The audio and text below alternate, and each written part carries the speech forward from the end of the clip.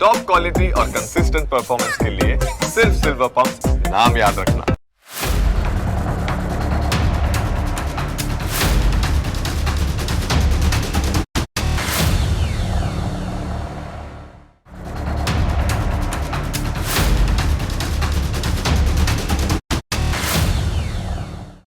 એકસો 40 કરોડની વસ્તીવાળા આપણા દેશમાં સદીઓ જૂની પરંપરાઓ અને ગ્લોબલાઇઝેશનનો આધુનિક પવન રોજ સામસામે ટકરાય છે. આ ટક્કર કોઈ મેદાનમાં નથી થતી. એટલું જ નહીં, આ કોઈ હથિયારો કે ભાષણોની પણ લડાઈ નથી, પણ મસાલા, ચટણી અને વેપારની અદ્ભુત કોઠાસૂઝનો જંગ છે.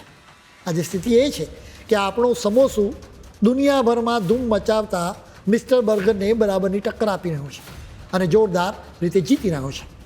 તાજેતરમાં જ ભારતના જાણીતા ઉદ્યોગપતિ હર્ષ ગોયન્કાએ સોશિયલ મીડિયા પર એક તસવીર રજૂ કરી. આ એક તસવીરે આખા દેશમાં બિઝનેસ અને ખાણીપીણીના શોખીનો વચ્ચે એક નવી ચર્ચા શરૂ કરી દીધી છે. આ તસવીરમાં હલ્દીરામ અને મેકડોનાલ્ડ્સના સ્ટોર જોવા મળે છે. એ સિવાય આ હલ્દીરામના સ્ટોરની આગળ એના ચેરમેન અને મેનેજિંગ ડિરેક્ટર શિવ કિશન અગ્રવાલ જોવા મળી રહ્યા છે. બીજી તરફ મેકડોનાલ્ડ્સના સ્ટોરની આગળ એનો એક અધિકારી જોવા મળે છે. સાથે લખવામાં આવ્યું છે કે સમોસા બીટ્સ બર્ગર, એટલે કે સમોસાએ બર્ગરને હરાવ્યું. આ માત્ર સોશિયલ મીડિયાની કોઈ મજાક નથી, પરંતુ એની પાછળ પાક્કા આંકડા છુપાયેલા છે. આ આંકડા ઉપર નજર કરવી જોઈએ. આજે હલ્દીરામ્સ પાસે આખા દેશમાં 400થી વધુ સ્ટોર્સ છે. એની કુલ કમાણી 8,000 કરોડ રૂપિયા છે. હલ્દીરામ્સનો નફો 800 કરોડ રૂપિયા છે. આ કંપનીની સ્ટોર દીઠ કુલ કમાણી 20 કરોડ રૂપિયા છે. બીજી તરફ મેકડોનાલ્ડ્સના સ્ટોર્સ 550 છે, એટલે કે હલ્દીરામ્સ કરતાં પણ એના સ્ટોર્સની સંખ્યા વધારે છે.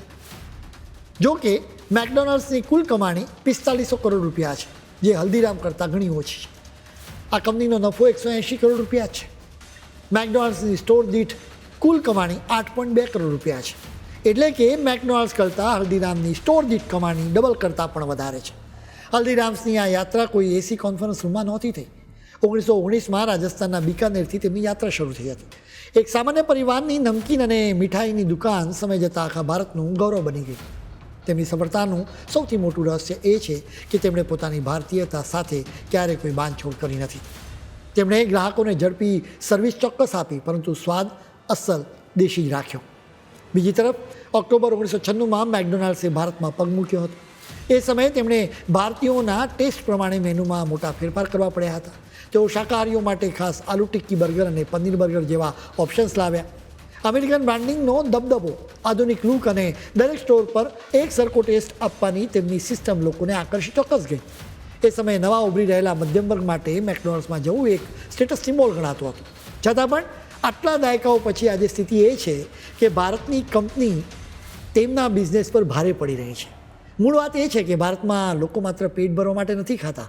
અહીં ખાવાનો સીધો સંબંધ લાગણીઓ, યાદો અને આપણી ઓળખ સાથે હોય છે. હલ્દીરામ્સનું એક સમોસું તેમને રેલવે સ્ટેશનની મુસાફરી, લગ્નના માહોલ કે મિત્રો સાથેની સાંજની યાદ અપાવે છે. બિઝનેસ એક્સપર્ટ્સ આ વાતને ગણિતની નજરે જોઈ રહ્યા છે. હલ્દીરામ્સના આઉટલેટ્સ પર ગ્રાહકોની ભીડ સતત રહે છે અને તેમનો પ્રોફિટ માર્જિન ઘણો ઊંચો છે. તેનું કારણ એ છે કે ભારતીય મસાલા સહિતના કાચા માલની સપ્લાય ચેઇન પર તેમની મજબૂત પકડ છે. મેકડોનાલ્ડ્સ વૈશ્વિક સ્ટાન્ડર્ડ જાળવવા અને મોંઘી જગ્યાઓ ભાડે રાખવા માટે ખૂબ ખર્ચા કરે છે, જ્યારે હલ્દીરામ્સ ભારતના માર્કેટની નાળ બરાબર જાણે છે અને ઓછા ખર્ચે મોટું નેટવર્ક ઊભું કરી શકે છે. આ લડાઈ હવે માત્ર ભારતના બજારો પૂરતી સીમિત નથી રહી. હલ્દીરામ્સે હવે 7 સમુદ્ર પાર બ્રિટન, અમેરિકા અને ઓસ્ટ્રેલિયા જેવા દેશોમાં પણ પોતાના સ્ટોર્સ ખોલ્યા છે, જ્યાં તે વિદેશમાં વસતા ભારતીયો અને સ્થાનિક લોકોને અસલ ભારતીય સ્વાદ પીરસી રહ્યા છે.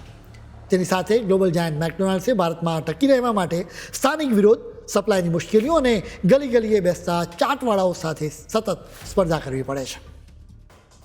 મેકડોનાલ્ડ સામેની લડાઈમાં હલ્દીરામ્સની જીત થઈ છે. જો કે ભારતે દરેક અમેરિકન કંપનીને જોરદાર ટક્કર આપવી પડશે. માત્ર ખાવા પીવાની વસ્તુઓની જ વાત નથી. અમેરિકાની ટેકનોલોજીવાળી કંપનીઓને પણ હરાવવી જ પડશે. આ કંપનીઓ ભારતમાં વેપાર કરીને કરોડો રૂપિયા પોતાના દેશમાં લઈ જઈ રહી છે.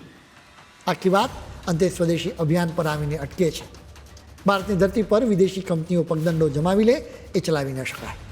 એટલે જ હવે પછી તમે કોઈ પેન ખરીદો કે કાર ખરીદો, હંમેશા સ્વદેશી વસ્તુઓને જ પસંદ કરજો, કેમ કે અસલી સ્વાદ તો સ્વદેશીનો જ છે.